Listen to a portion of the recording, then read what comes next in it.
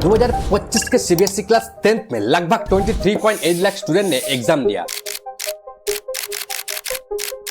लेकिन सिर्फ 1.92% ही 95% से ज्यादा मार्क्स ला पाए। 90% से ऊपर मार्क्स लाने वाले भी सिर्फ 8% स्टूडेंट थे।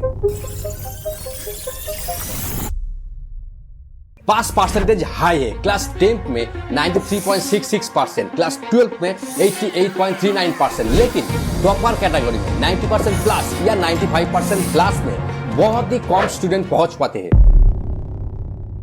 तो कामयाबी अब कितनी सिर पे चढ़ के बोल, तो मतलब मेरे पेरेंट्स की मेहनत थी, मेरी मेहनत थी, मैं कहूंगी तो ये तो सर एक भगवान जी की कृपा है कि मुझे ये दिन देखने को मिल रहे हैं। सोचो, दो स्टूडेंट एक ही क्लास में हैं, दोनों का सिलेबस सेम है, लेकिन एक स्टूडेंट कॉन्जिस्टेंटली टॉप करता है और दूसरा बस एवरेज मार्क्स लाता है।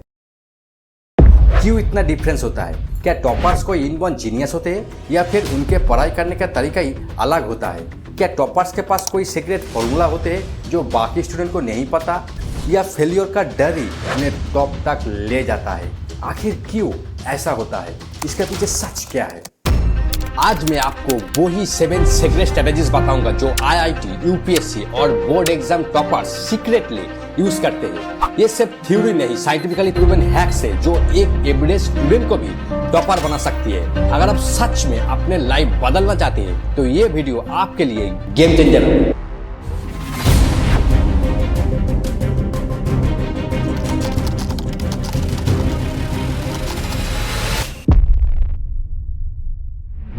Step 1, the psychology and mindsets of toppers.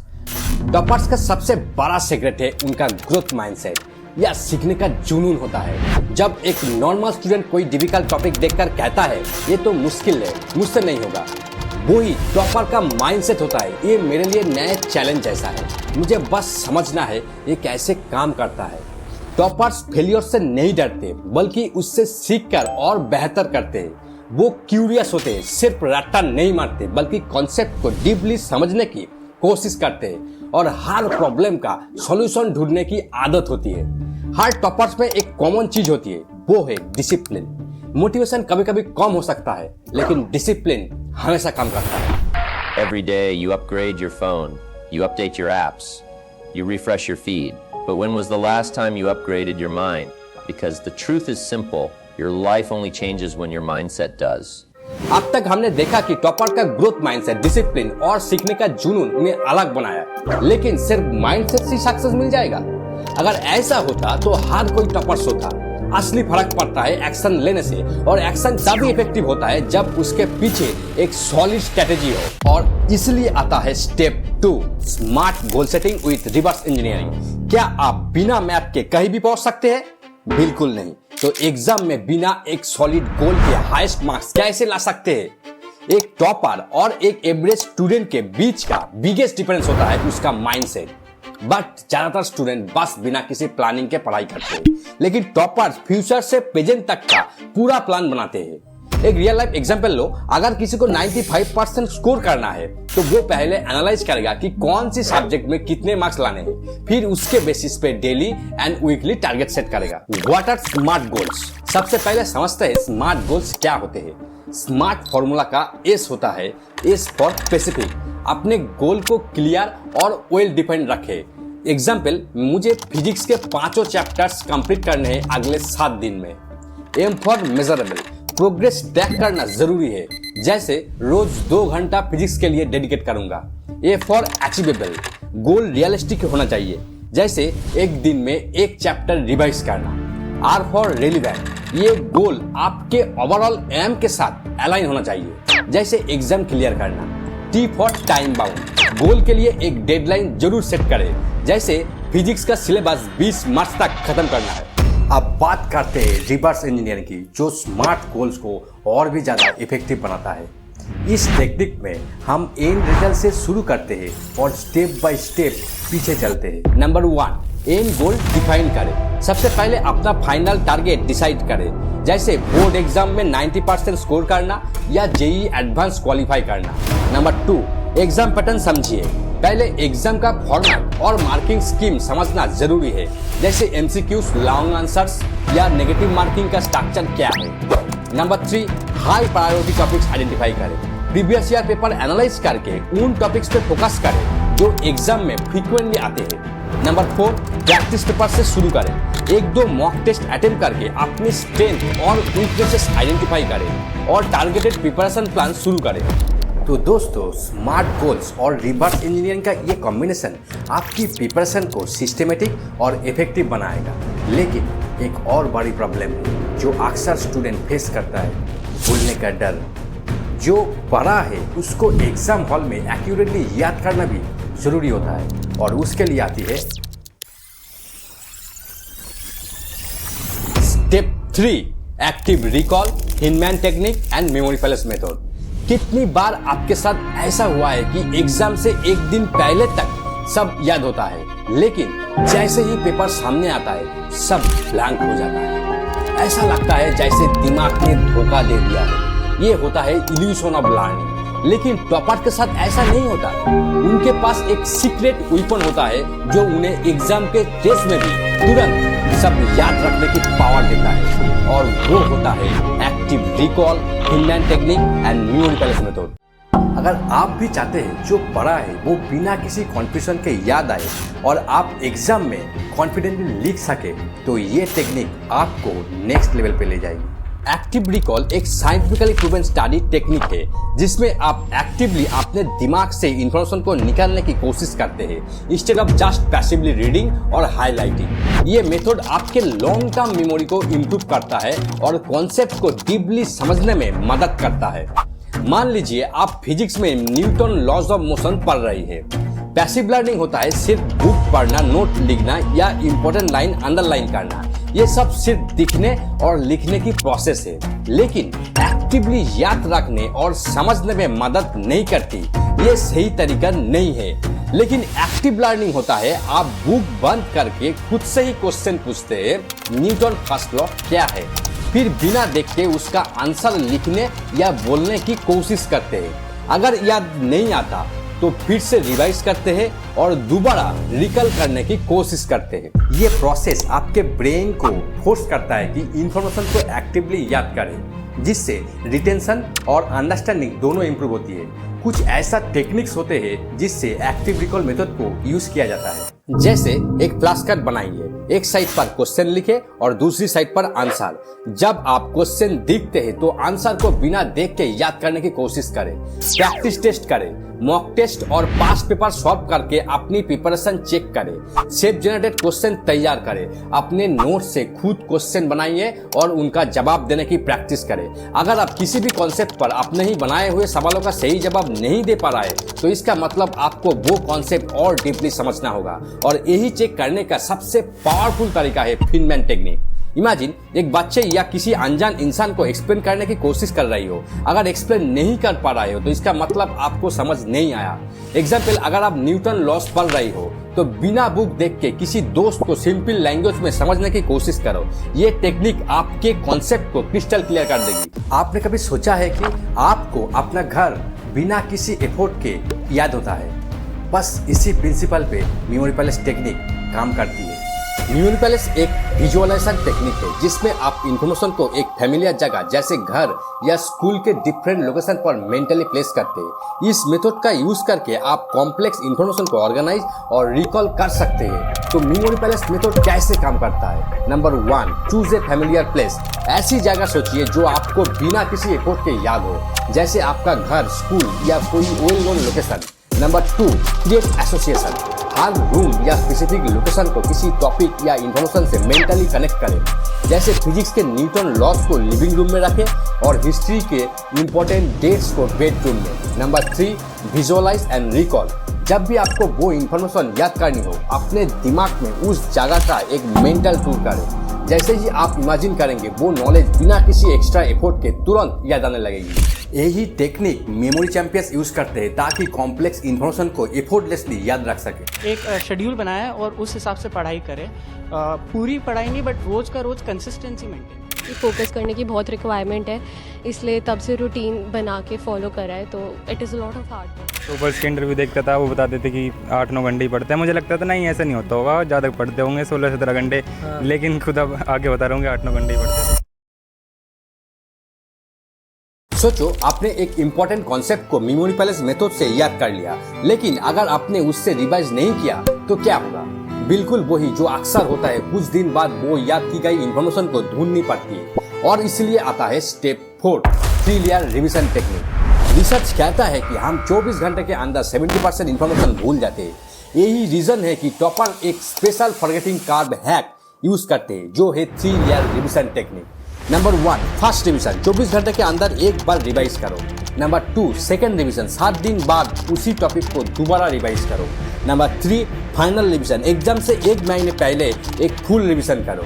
Real life example, एक सॉन्ग जो आप सिर्फ एक बार सुनते हैं वो याद नहीं रहता, लेकिन अगर आप 5 से 6 बार सुनो तो बिना सोचे गा सकते हो। रिवीजन भी एक सॉन्ग की तरह है। टॉपर सिर्फ सिलेबस कवर नहीं करते, वो अपनी ब्रेन की मेमोरी सिस्टम को हैक करते हैं। लेकिन एक और सीक्रेट है जो टॉपर्स को भी और भी पावरफुल बनाता है, वो है हैंड रिटन नोट्स। सोचो एक सॉन्ग को याद करने के लिए सिर्फ सुनना काफी होता तो लिरिक्स लिखने की जरूरत ही नहीं होती, पर ऐसा नहीं होता। लिरिक्स लिखने और पढ़ने से सॉन्ग और ज्यादा याद रहता है। यही रीजन है कि टॉपर्स रैंडम पढ़ाई नहीं करते बल्कि हैंड रिटन नोट्स लिखते हैं जो उनकी मेमोरी पावर को 3x बूस्ट कर देते हैं। लेकिन 2025 के टॉपर सिर्फ पेन पेपर नहीं, एआई और स्मार्ट टूल्स का यूज कर रही है। तो यही पे एक क्वेश्चन अराइज होते हैं, एआई नोट्स बनाए या handwritten notes? Smart toppers क्या करते हैं? Step 5 handwritten notes with AI learning hacks. Theory subject history science polity के लिए हैंड रिटन नोट्स बेस्ट है। कॉन्सेप्चुअल सब्जेक्ट जैसे मैथ्स फिजिक्स कोडिंग के लिए एआई नोट्स बेस्ट है, इसलिए वो दोनों का मिक्स यूज करते हैं। हैंड रिटन नोट्स बनाते हैं और एआई से उनका क्विक रिवीजन और बेटा स्ट्रक्चरिंग करते हैं। अगर आप टॉपर बनना चाहते हैं तो हैंड रिटन नोट्स को अपनी स्टडी रूटीन का एक हिस्सा जरूर बनाइए। ये आपके लर्निंग स्पीड, रिटेंशन और कॉन्सेप्चुअल क्लैरिटी को नेक्स्ट लेवल पे ले जाएगा। लेकिन वो कैसे? Number 1 Cornell method, best for theory subjects.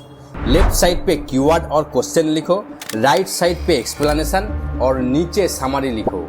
ये मेथड बेस्ट है साइंस हिस्ट्री और पॉलिटी जैसे सब्जेक्ट के लिए।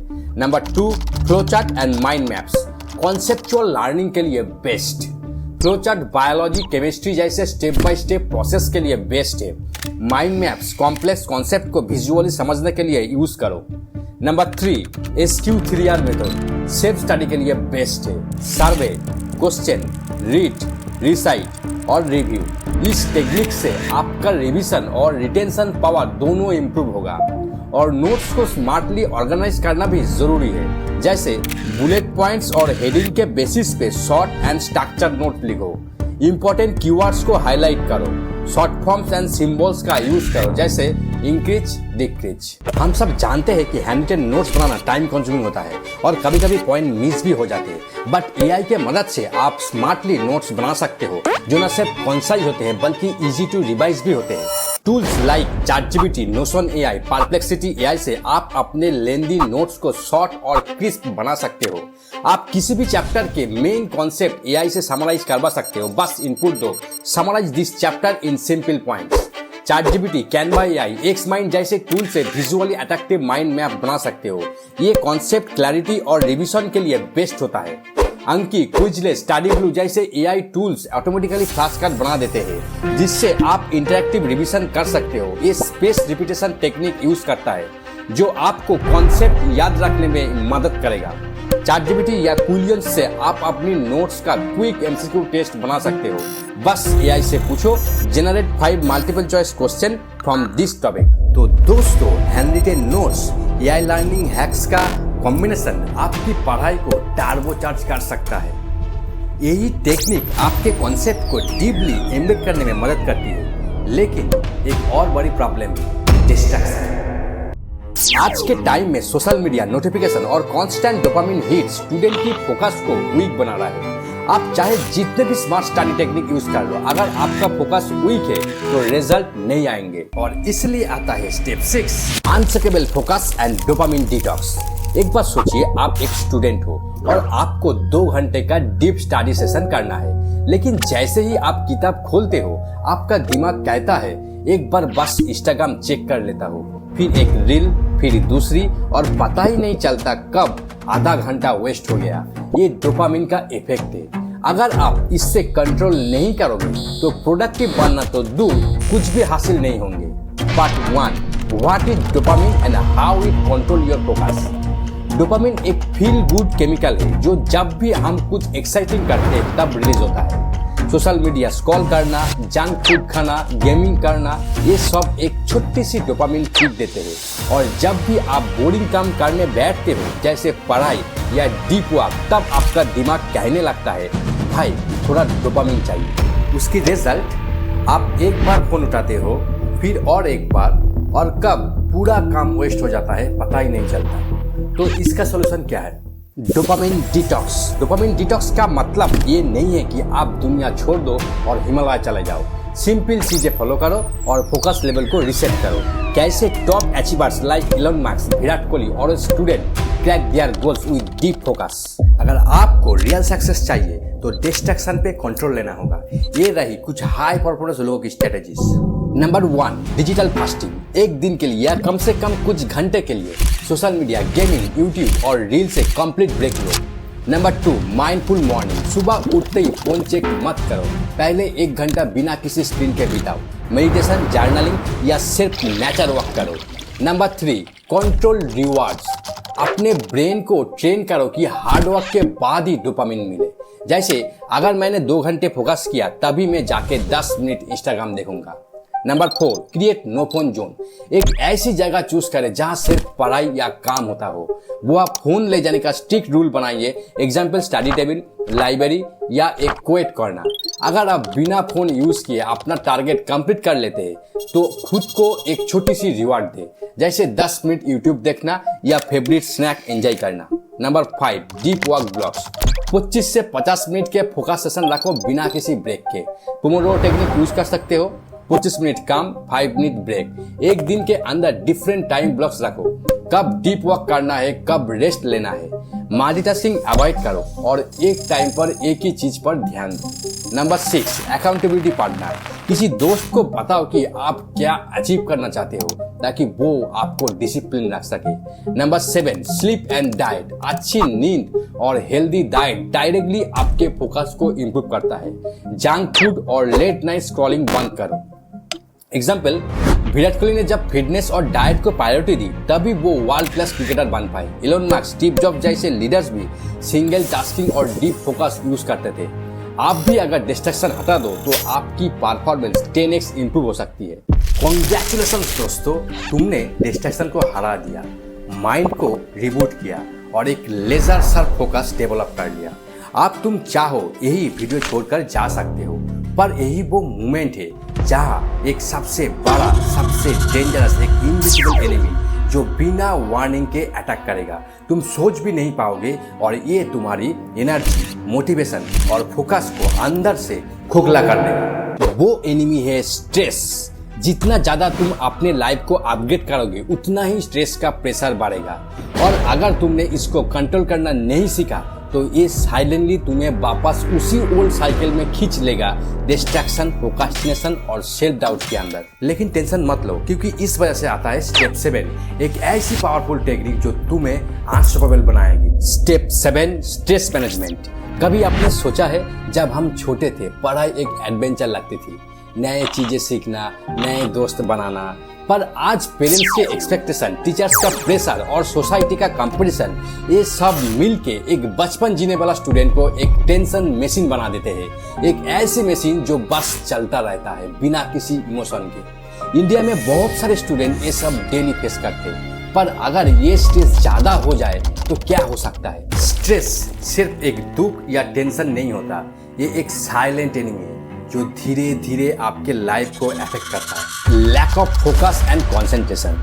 जैसे आरव, एक स्टूडेंट जो क्लास में फिजिकली प्रेजेंट है पर उसका दिमाग इधर उधर भटक रहा है। कितनी भी कोशिश करे पढ़ाई पर ध्यान लगना मुश्किल हो जाता है। Anxiety and depression. जैसे उसको लगता है कि वो काफी नहीं है, हमेशा नेगेटिविटी और सेल्फ डाउट इसके माइंड पे छाया रहता है। कॉन्फिडेंस लो हो जाता है।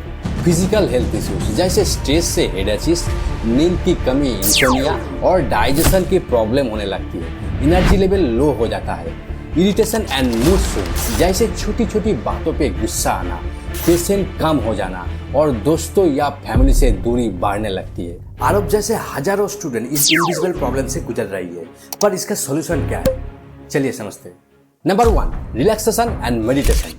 सोचो एग्जाम से पहले आपका स्ट्रेस पीक पर है। अगर आप बस 5 मिनट के लिए डीप ब्रीदिंग करोगे तो आपका माइंड काम हो जाएगा और फोकस इंप्रूव होगा। Number 2, physical activity and exercise. जब भी आपको लगे कि स्ट्रेस ज्यादा हो रहा है, 5 से 10 मिनट के लिए उठ के स्ट्रेच करना शुरू करो, आपको तुरंत रिलीफ मिलेगा। Number 3, healthy diet and sleep. अगर आप रात भर जागकर पढ़ाई करने का प्लान बना रहे हो तो कॉफी के भरोसे मत रहो। अच्छी नींद लेना ज्यादा जरूरी है ताकि अगले दिन आपका दिमाग प्रॉपर्ली काम करे। Number 4, positive mindset and hobbies. अगर आपको लगता है कि हर चीज गलत हो रही है तो एक नोटबुक निकालो और लिखो कि आज दिन भर में क्या अच्छा हुआ। ये प्रैक्टिस आपके स्ट्रेस को नेचुरली रिड्यूस करेगी। Number 5, effective communication and social support. सोचो आपका कोई दोस्त हमेशा टेंशन में रहता है, उससे पूछो कि प्रॉब्लम क्या है। उसको एक सपोर्टिव दोस्त की जरूरत है। वैसे ही अगर आपको लगता है कि आपका स्ट्रेस का लेवल ज़्यादा है तो हेल्प लेना एक स्मार्ट डिसीजन होगा। तो दोस्तों ये थे 7 सीक्रेट ट्रिक्स जो टॉपर्स यूज करते हैं। अगर आप इन स्ट्रेटेजी को फॉलो करोगे तो आप सिर्फ एग्जाम ही नहीं बल्कि लाइफ में भी आगे बढ़ सकते हो। स्मार्ट वर्क, डिसिप्लिन और सही माइंडसेट के साथ कोई भी एवरेज स्टूडेंट एक टॉपर बन सकता है। अगर ये वीडियो आपके लिए हेल्पफुल लगी तो लाइक करो, शेयर करो और थिंक लाइक शांतनु को सब्सक्राइब करो। मिलते हैं नेक्स्ट वीडियो में एक और गेम चेंजिंग स्ट्रेटेजी के साथ। Success is not about being the best, it's about being better than yesterday.